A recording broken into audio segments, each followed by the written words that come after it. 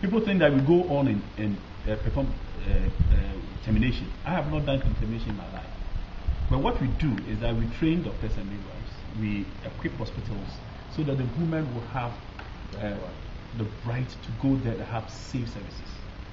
There are doctors who still use the sharp curettage for the DNC, where they leave the woman sometime after one termination, they cannot be pregnant again.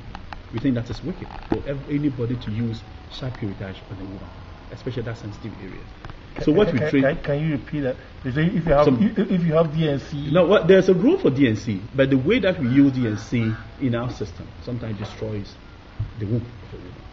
So we Ipas think that it's not right. If a woman is pregnant, she has a right to take a decision on what to do. We have something we call the options counseling. Option counseling, the first one is to tell the woman to carry a pregnancy to term. If you don't want the baby, give for adoption. But we have a social structure, social security structure to support such women. That's why Uncle CK, while sitting and listening to you, he has 40 children. He's looking at where are the parents? And so 60 children. Why are the parents? Thank you. You are a rich man. You have others who have the babies and dump them in gutters, in polythene bags. Why should this happen? Why should that happen? Why should a woman die because somebody raped her? Why should somebody rape a girl and in an attempt to remove the pregnancy and her life? And we have become so more Catholic than the Pope that we think that we are terminating life, but we don't think about the woman. I remember I was talking to journalists one day and somebody said, "No, so Papa, no, because it's here." And I said, "Okay, no, Mr. Why?" Also, he says that abortion was sinful. I said, "I agree with you. I agree with you. It's sinful.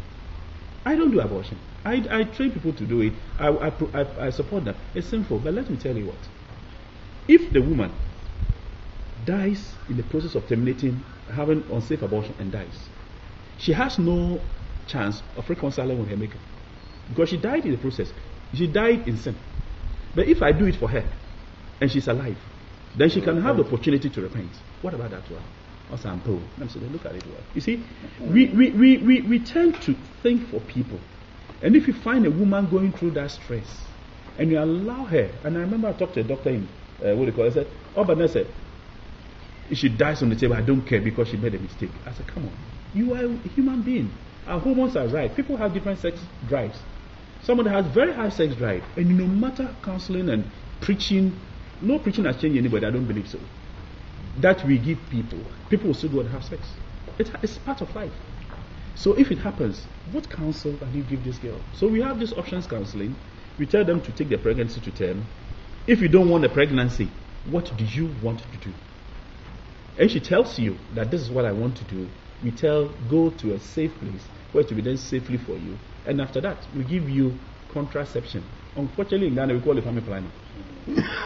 Because you don't plan when you don't have a family. You understand? Because it's contraception. So we give you a contraception method so that you will not go through that again. So it's called post-abortion family planning or contraception method.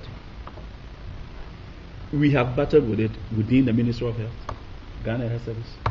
And recently I spoke to the Director General, your Director General, and he was talking about abortion issues. And I said, you solve public health problems, public health solutions. You don't solve public health problems with medical conditions or your religion.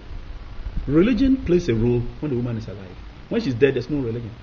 So when she's alive, I can preach to her to change her, whether if she was a bad person, let's use the word bad. Because they don't go in and tackle the major have sex with them. It's men who take advantage of their bodies. So if she's pregnant, and you think that because I'm so Catholic, I should allow her to die, then I don't think I'll go to heaven. So I told her that, when you have medical conditions, use medical solutions. If you think it's moral and ethical and religious solutions, then drive everybody from Kolobuk to go, well, let's go and pray for them. Let them not do well. So these are arguments that will be ongoing. There are people who are pro-choice and anti-choice. I'm no choice. What I'm saying is that by the training of a doctor, by the training, you are supposed to save life. And by our training, correct me, my senior, by our training, if you are supposed to save a woman or the child at the time of delivery. For one person to be alive, you save the woman. Because the woman who will be alive to have more babies. So you don't save the child if the woman is supposed to die in this place. So that is the work. That's a difficult work that we have brought ourselves to do. And what we do in Ghana is that we do community sensitization. We work with community leaders so that they understand the issues that we're talking about. And it's phenomenal when people come out with their own stories. At the forum, when I spoke to Legon ladies, I said, how many of you have heard that you are Legon ladies, so you don't have sex? I agree. But how many of you have heard about a woman in your community having a termination and dying in the process? Everybody raise their hand. I said, okay, could have been your sister, could have been your friend, and all that. Would these people have been saved?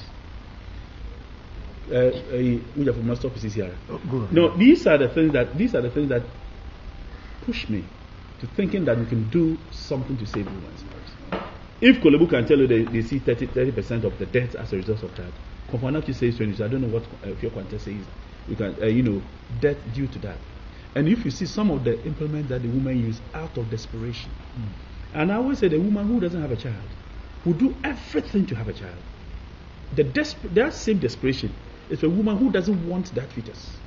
I once met a lady whose husband was in Italy, had been in Italy for 2 years, and then called and then sent an email. And I think she went around and had, she was pregnant. When she tested positive, the husband called that I've shipped and everything is in Ghana. Go and claim the items. I'll be in Ghana in 2 weeks. You keep the baby, you keep the fetus, or what do you do? In that situation, the woman has a choice. Let her take a decision.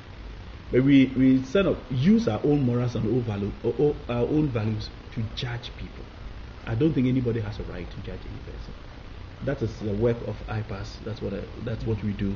And since we started working, we work in 3 regions: Greater Accra, Eastern, and Ashanti region. And we have selected 2 districts and piloted this. And the reception is phenomenal. A lot of people are coming in for procedure. A lot of people are now. So what exactly do you do in the districts? How is what we do know that these facilities are available? Thank you. What we do is that we train the doctors, retrain doctors. A doctor is a quack if he doesn't be trained to perform termination. We train them and equip them and renovate hospitals and give them money to train other people. And we train midwives. And the doctors, being doctors, they think that midwives cannot perform procedures. Midwives have turned up to be better than doctors in performing procedures, unfortunately. 90% of our service providers are midwives. They are better than doctors. They recommend, they record, document everything that they see. And Ghana. Why are the midwives better? The doctors want to do it quick and get their money. They document everything. So the doctors will not document anything at all, because it is how many that he does in the day, that is the booty that he takes home. A midwife will take it. I'm not saying the midwives are better than doctors. I'm not done any research on that. But those I'm working with right now, the midwives are more committed than doctors. Maybe there are some doctors who are better than the midwives in taking care of the people. But those who are trained, the midwives are better. So what we do, as you ask me what we do, is that we train. We talk to the regional directors. We come down to the facilities where we are working in. We train the doctors. We train the midwives. We give them the right equipment. We renovate where we are supposed to build facilities to have a comprehensive reproductive care services. We build facilities. We are building one for Kolebu. We are building one for La General Hospital. We have renovated a lot of hospitals, 57 hospitals in the 3 regions. And I suggested, that's why I'm very happy to be here. I suggested that we need to take up Sekondi Takoradi. We need to take up Cape Coast. So somebody called me from Appiah Hospital and said that he left Kolebu and came to Appiah. He said, "Doctor, do you know that we have only 1 MVA in Appiah Hospital?" I said, "Why?" I said, "That's the only thing that we have here." So I said, "I need." What's that? The instrument the manual vacuum aspirator that we use for the procedure. Then I made my guy he came down and supplied him with some. But people need to be trained. If you have any instrument in the hands of untrained person, it's just a disaster. So I was coming to Sekondi Takoradi, and I'm coming to Sekondi Takoradi to talk to a regional director and assign a sub-award, give her money so that she can use the money to renovate, because we don't do any renovation. We don't do the training. We use the region uses the money to renovate the facilities. The region select people who are willing and can provide the services. We teach them, but we have something they call the options count. What they call it, the consensus objection. There are some people, no matter what you tell them, like the Jehovah's Witness, If you tell him to transfuse blood, he will never transfuse blood because that is belief. So those people we tell that if you wouldn't do it, refer to somebody who can do it. Somebody can be saved. Because normally if somebody will come to you for termination, you don't do it in the night. They will come with complications and they call it from hope. That's when you do it. We think that, and most of these girls are dying on tables. So this is